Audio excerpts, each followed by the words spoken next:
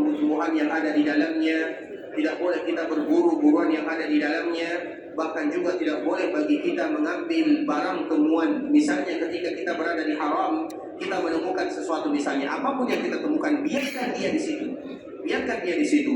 Kalau di tempat yang lain, di luar daripada tanah haram, boleh bagi kita untuk mengambilnya. Kita banyak menyaksikan di kota Islam, terutama di tanah haram baik Makkah ataupun Madinah, ada sebahagian teman kita yang kadang-kadang ketinggalan HP-nya, ada kadang-kadang ketinggalan hak kartunya. Biarkan dia di situ di kota Islam. Kenapa? Karena bisa jadi mereka akan kembali lagi mencari. Kalau kita misalnya letakkan di tempat yang lain, kecuali kalau seandainya kita merasa tempat itu tidak aman, maka kita pindahkan ke tempat yang dekat dengannya. Misalnya ada ketinggalan HP di sini, kita letakkan di atas misalnya, agar nanti dia mencari tidak terlalu jauh dari tempat kehilangannya.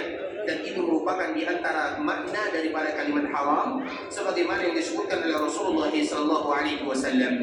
Ikhwatul Islam, saudara kaum muslimin, para tamu Allah rahimani wa rahimakumullah. Kemudian sebelumnya juga kita menyebutkan bahwa keharaman tanah Makkah itu para ulama mereka ijma' bahwa Makkah itu merupakan tanah yang diharamkan oleh Allah Subhanahu wa taala. Semenjak Allah Subhanahu wa taala menciptakan langit dan bumi, semenjak itu pula Allah Subhanahu wa taala menjadikan Makkah itu adalah tanah yang diharamkan oleh Allah Subhanahu wa taala.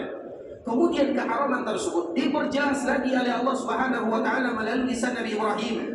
Sehingga Nabi SAW menyebutkan Inna Ibrahim harrama Makkah. Sesungguhnya Nabi Ibrahim mengharamkan tanah Makkah. Bukan berarti Nabi Ibrahim yang menjadikan Makkah sebagai tanah haram. Sebelum Nabi Ibrahim lahir, maka Makkah sudah menjadi tanah haram. Namun Allah ingin memperjelas keharamannya melalui Nabi Ibrahim alaihissalam, bahwa Makkah itu betul-betul merupakan tanah yang diharamkan oleh Allah Azza wa Jalla. Dan keharaman Makkah ini, ikhwatul Islam, tentunya lebih kuat secara kekuatan, lebih kuat daripada keharaman yang ada di Madinah. Misalnya apabila kita melakukan ibadah, terutama ibadah yang disebutkan oleh Nabi SAW, lebih kuat dibandingkan dengan keharaman yang ada di Madinah.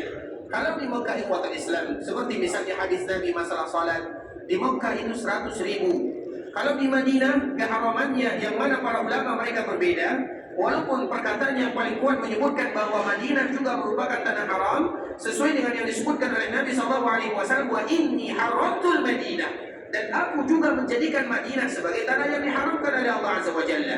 Sebagaimana Makkah haram, Madinah juga haram, sama-sama tanah haram, sehingga disebut dengan al-haramani asy-syarifan, dua tanah haram yang harus bagi kita untuk memuliakan kedua-duanya.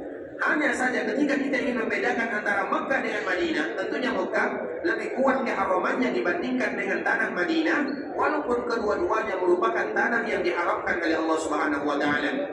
Sehingga apabila ada orang beribadah di tanah haram Makkah dan Madinah, semuanya akan dilipat gandakan pahalanya oleh Allah tanpa terkecuali. Semua ibadah yang kita lakukan ketika kita berada di haram Makkah Madinah, semuanya dilipat gandakan oleh Allah Subhanahu wa taala. Tapi berapa kelipatannya? Allah tidak menyebutkannya. Karena beribadah di tanah yang barokah tidak akan sama beribadah di tanah yang tidak ada jaminannya.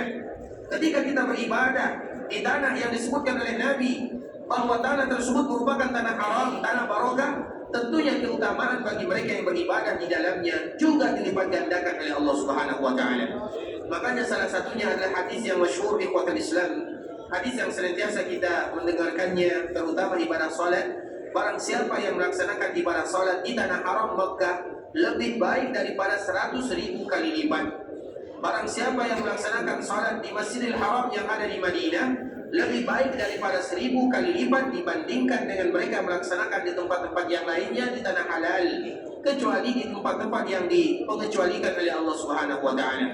Makanya kalimat haram ini para ulama mereka menyebutkan haram itu ada 4. 3 mungkin mereka menyebutkan dengan kuat, yang satu yang mereka berbeda. Yang pertama adalah haram yang ada di Mekah disebut dengan tanah haram. Yang kedua yang ada di Madinah juga disebut dengan tanah haram. Yang ketiga yang ada di Palestina sana juga disebut dengan tanah haram. Dan yang keempat yang para ulama memasukkannya dan mereka berbeda di dalamnya, tempat di mana Musa bermunajat dengan Allah yang dikenal dengan yang Bukit Tur Sina.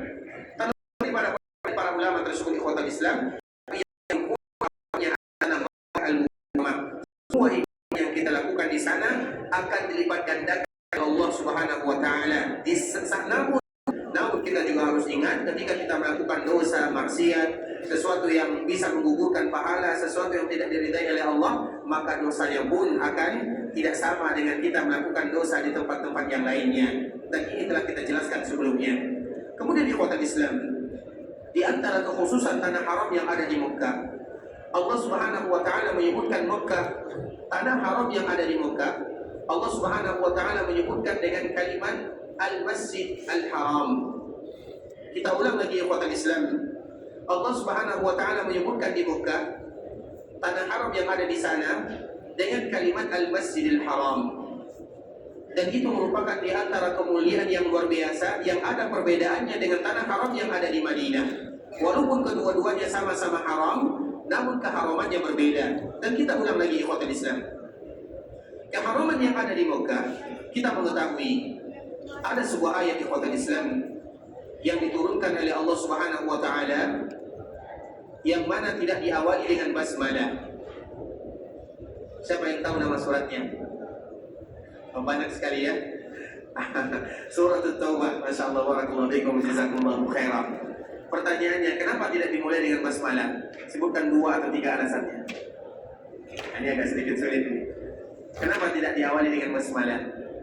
Satu-satunya surat di dalam Al-Quran yang tidak diawali dengan basmalah. Ada yang menyebutkan itu sambungan dari surat sebelumnya, yaitu suratul Anfal. Jadi disambung. Sambungannya tentu tidak mengucapkan atau tidak menggunakan basmalah. Ada yang menyebutkan itu tentunya sesuai dengan arahan baginda yang mulia sallallahu alaihi wasallam.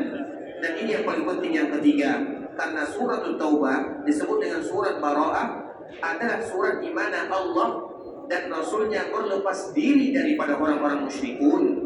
Sehingga ketika ayatnya adalah ayat di mana Allah berlepas diri, Rasul berlepas diri, tidak mungkin diawali dengan kalimat yang artinya dengan nama Allah yang Maha Pengasih dan yang Maha Penyayang. Kemudian Allah mengatakan Allah berlepas diri, karena tidak sesuai dengan makna daripada basmalah, tidak sinkron, tidak cocok, tidak selasi antara basmalah dengan